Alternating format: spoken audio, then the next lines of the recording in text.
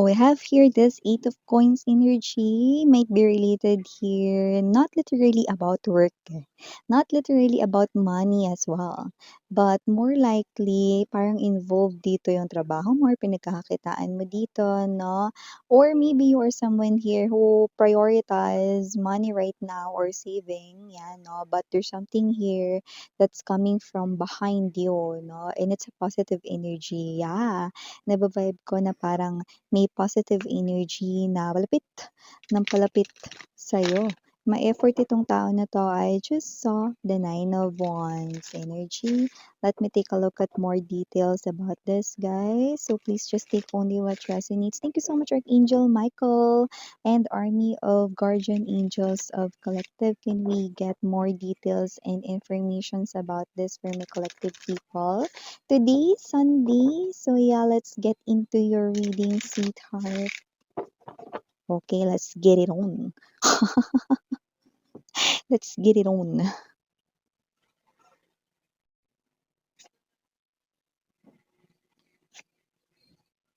Oh, I just heard move. Someone right in here could be trying to make a move. Sa'yo? Oh, diba? Wow. So, whoever this energy is, okay, it looks like, as you can see, no, okay, itong aking table, no, looks like the galaxy, no, and it looks like the stars right in here. Kaya ako gumanon mga babes, hindi dahil inalis ko yung kalat. Kundi it looks like it's written in the stars. Ang peg no, ninyong dalawa, let me see, let me see. Someone here is trying to make a move sa'yo. And, well, we're getting the vibe here of new love. 'Di ba kahit dun sa ating isang channel, no, yung main channel natin, we're getting that vibe right in here, no? Wow, see, we have here the sun. It's very clear. Super linaw nito. Now we have the world, two major arcanas, three major arcanas actually nasa ating table right in here. Four of coins. Wow. Strength right in here. Center, two of cups. Six of cups. Wow. Now this person is embodying the Knight of Cups energy. Nine of coins. Six of swords. Love it. Slowly but surely. Bottom of the deck. Wow. Sangkang opso. Wow. Okay. This person here do not care. Ano man yung maging challenges around you guys. Look at that. Wow. Look at that. We have the Hierophant right at the bottom of the deck. Love it. That's higher level of commitment, sweetheart. Okay. So whoever this energy is, it looks like, no, the move right in here na nakikita ko is norang-narang sa gileh. Someone right in here wants to date you guys. Okay? Actually, no, in Korean, no, hindi talaga yun as in gusto kitang i-date, no. It's literally mean, no, na gusto kanya ditong maging lover, you know. So whoever this person here likes you so much. At kung sino man tong energy na 'to, this person here is someone who's gonna make a move right in here sa inyo. Others of you, this is already someone connected na sa inyo, like puwedeng nakilala niyo na, na-meet niyo na ganyan. Yung iba naman puwedeng hindi niyo pa nami-meet pero OTW na siya dito, Chariot card energy. I love what I'm seeing right here, sweetheart. This person right in here is the man or the woman that you've been waiting for in love. No, dito, no, it looks like this is you. You questioned here and there, everywhere. Kung meron ba talaga rito, no, na talaga, yeah, true Valentine, no, true Valentine ninyo. This person might not arrive exactly on Valentine, but it looks like this person here is someone who's already in your life right now. Nakakasalamuha, nakikita, nakakausap niyo na, no? Nitong nakaraan, no? At kilala niyo na ngayong February, pero others of you could be meeting this person here now in February. Wow! So I do pick up there's something here about the first and second quarter of 2026. I do pick up that this is brand new energy. This is not someone here you've encountered dito. This is not your ex. That's 101%. Wow! So before we dive more dito sa inyong reading, make me just let me just alam mo yung parang ano, explain ko lang, yung kabog ng dibdib ko mga babes 'no, ay mas malupit pa sa pag-palpitate 'pag bagong inom ka ng espresso. So, ibig sabihin, this will definitely, no, make your heart race, no? Ay, wow! I just heard lunok ng laway. So, definitely, papalunok ka talaga ng laway dito sa sasabihin niya, no? Kasi this person here will definitely, no, ask you out on a date, What will you say, diba? But definitely, no, para mapalunok ka ng laway dito. I think this will caught you off guard. Knight of Cups. This is a romantic one. Actually, this is a hopeless romantic individual. This person is riding a white horse. So definitely the white horse is a very strong sign that this person is your destined person. This person is your destined soul partners. So yeah, but na natin everybody. Hi and hello there everyone. My name is Yan. Welcome new subscribers.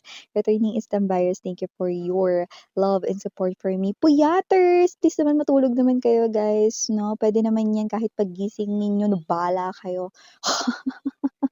At yun nga 'no, available pa ang ating 2026 overall written forecast for your zodiac sign hanggang February na lang yan mga babes 'no.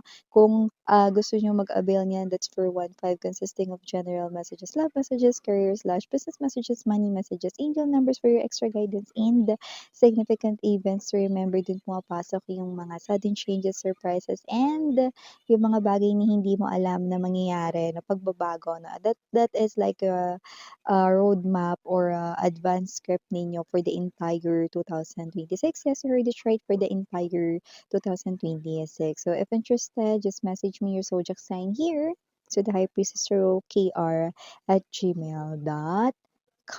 Okay? So, wala tayo dito ng gender ba, lalaki, LGBT, everybody welcome. You can switch roles if you want because it is possible na magka-switch roles because this is general reading. And at the end of the day, everybody, you have your free will. Like, it's up to you if you want to claim the messages or gawin itong guidance ninyo or not. Pero, sige, buya. Someone's definitely falling in love, diba? I do pick up that this person right in here, no, parang meron siya ritong kakaibang, alam mo yung tantalizing eyes na parang feeling mo mahi-hypnotize ka, ganong klase ng energy. I remember tuloy that song, Something in Your Eyes, Tell Me Who I Am, parang bigla niya ritong nakilala yung sarili niya, no, nung tumingin lang siya sa mata mo or pag tumingin siya sa mata mo rito, no, parang yung lost soul niya when it comes to love, looking for a partner, biglang the search is over, 'di ba? After meeting or seeing you, wow, clarity right in here strikes differently with the sun. And I do pick up now that this person with the world card energy and the four of coins right in here, no, sesang eh. Alam mo dito lang talaga sa reading na 'to na parang nakakarami na ako, parang gusto ko na tuloy-tuloy 'no, na magsalita ng Korean dito. Ibig sabihin I'm more comfortable 'no, dito because the energy that's giving me that maybe this person right in here will give you a lot of sense of familiarity and sense of comfort right in here. This person is the one, okay? The one 'no, siya na ang icing sa ibabaw ng cupcake mo. Siya na ang iyong chuba chuchu dito 'no, at nakikita natin dito that this person right in here is someone na nakikita ko nga alagaan ka at, hindi nito papalampasin ng once in a lifetime opportunity with the world card energy 'no, to be with someone like you. This person here, a lot of courage hindi ko nakikitang nahihiya siya mahal, strength card energy. I do pick up that this person right in here kaya kang papalunok ko dito ng laway because maaaring bigla ka na lang ditong tanungin niya 'no, kung, puwede ba kayong mag-date or lumabas 'no, or kung puwede ba ikaw niyang maging girlfriend or boyfriend. Wow! Sinong hindi mapapalunok yung laway dun 'no? And yeah, with the 9 of coins energy, I do pick up that this person right in here ay someone dito 'no, na posibleng ma-encounter mo sa iyong work or sa'yo ditong pinagkakakitaan, okay? So whoever this energy is, okay, with the Six of Cups, definitely a lot of, similarities dito sa mga, yeah, small details 'no, but when you get along, mas mafi-feel mo yung presence nitong person na 'to 'no, and even though this person here is not perfect, okay, because nobody's perfect, 'di ba? This person here will do everything, no, for you guys, okay? Like everything, okay? And this person right in here, no, is very gentle, and this person here, lahat ng ginagawa niya is coming from the heart, okay? Kahit yung pagluluto, no, meron talagang pag-pour ng love doon, yung pag-aalaga, pag-care, everything, no? And I think this person here respects his or her mom. That's what I'm picking up, okay? Maybe this person is close with his or her mom, or maybe not really close, but this person here is someone who's shy, yung pagpapakita ng love, literally sa kanyang mom, but this person here loves his or her mom so much. Wow. So, whoever this energy is, I do pick up that this person right in here with the 9 of coins energy ay someone dito, no, nabigla ka na lang niya ritong as in habang may ginagawa ka, you're busy doing something, or maybe you're talking, no, with a coworker, or you're talking with your phone, this person here will cut you, no. Maaaring isipin mo, ay, ang bastos naman nun, miss yan, no. Pero alam mga babes, no, this person right in here, hindi excited lang talaga siya, no? Naitanong yun sa akin, miss yan. Siyempre, kasi excited siyang malaman yung sagot mo. Lalalala. Tandaan mo, ang goal niya, maging ganito kayo. Ayan o. So, kasi naman tong energy na 'to, ang lupit din ha, kasi with the another message with this 9 of coins energy, this person sees, na ikaw ay isang klase ng privilege talaga 'no, na it's such an honor, okay? You're hearing me? It's such an honor daw 'no, na makakilala 'no, ng isang katulad mo. So, hindi niya hahayaan na ma-miss ang opportunity na 'to here with you guys. This person's very gentle. Wala tayong gender dito, bawal lalaki, LGBT, but this person here will take it slow, you know? Take it slow. Oh, oh, oh, oh, oh, oh, oh.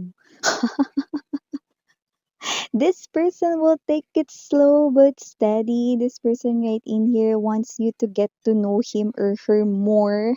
And this person here is very romantic, hopeless romantic right in here. And sangkanupsa, wala siyang pakialam rito, no, sa mga conflicts around him or her or with this connection per se. So whoever this energy is, okay, nakikita ka niya rito bilang ikaw lang, no? Laser focus siya sa'yo rito, sweetheart, or magiging laser focus siya sa'yo rito. Okay, if you are someone right in here, no, wondering, nasa na ba? Like, alam mo yung parang gusto mo nang gumamit ng telescope, no, binoculars right in here, no, at ilagay sa mga mata mo, no, tapos ano mo yon, wasiwas mong ganun, no, or lipat left, right, no, at para hanapin yung the one mo. Eto na, be! Hindi mo na siya kailangang hanapin, be, dahil ang destiny rito mo ay hindi ikaw ang maghahanap, no? Stay right there, okay? Kogiso, okay? Diyan ka lang, no? Because this person here, siya ang hahanap sa'yo. Okay? Paano yun, miss yan? Wala naman siyang roadmap, yan, no? Alam mo, kahit hindi naman to bumili sa akin ng 2026 written forecast, mahahanap ka niya. Dahil siya ang karugtong ng red string chord mo, okay? At kahit na wala rin siyang hilig sa mga tarot or energy readings, no, this person will definitely find you because you are his or her the one or only one right in here, okay? Ay, talaga miss yan. Yeah, kaya naman stay right there, kogiso. Okay, tigilan mo na yung kakahanap mo dyan, no? Stay put. Because your person ay coming sa'yo. Ang taray, 'no? Yung iba nakita ko napapasana all dito, 'no? Huwag kayong ano diyan, kasi nakita ko rito may mga magsasana all, 'no? Pero para rin sa inyo ang reading na ito. Ay, la la la la la la. Ayaw mo? You know, ang sarap sa feeling ng in love, I'm telling you guys, 'no? Especially if you already find the right partner for you. Okay, that kind of love, feeling and feeling love is definitely different level. Eh, like it's something out of this world feeling, no? Kung sino man 'tong mga energies na nakuha ko dito, no, congratulations because you are already, being, found by your right person. So puwede na natin sabihing mapupunta or napunta ka na sa tamang tao. Ay, nging, nging, nging, nging, nging. Siya na nga si Mr. Right. Siya na nga si Miss Right, siya na nga love of your life, Yeah, siya na nga kasi 'no, yung ibabaw, ang icing sa ibabaw ng cupcake mo. Oh, initials nga mare 'no or pare, we have here N-Y. Oh, N-Y, okay, could be New York or from New York or puwedeng galing siya dun, okay, just take only what resonates. Also have here G-M-T-R, double I might be. We also have here J-F-C, and last but not least, we've got the letter U. So yeah, these are all the messages we've got right here for you, sweethearts. By the way, if interested for the personal reading, just message me here, the highpriestessroki@gmail.com. Happy Sunday, everyone! Wow, ang ganda, no? Dalawa na yung reading natin for today, no? Tapos walang bahid ng X.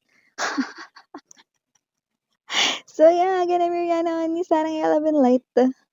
Annyeong.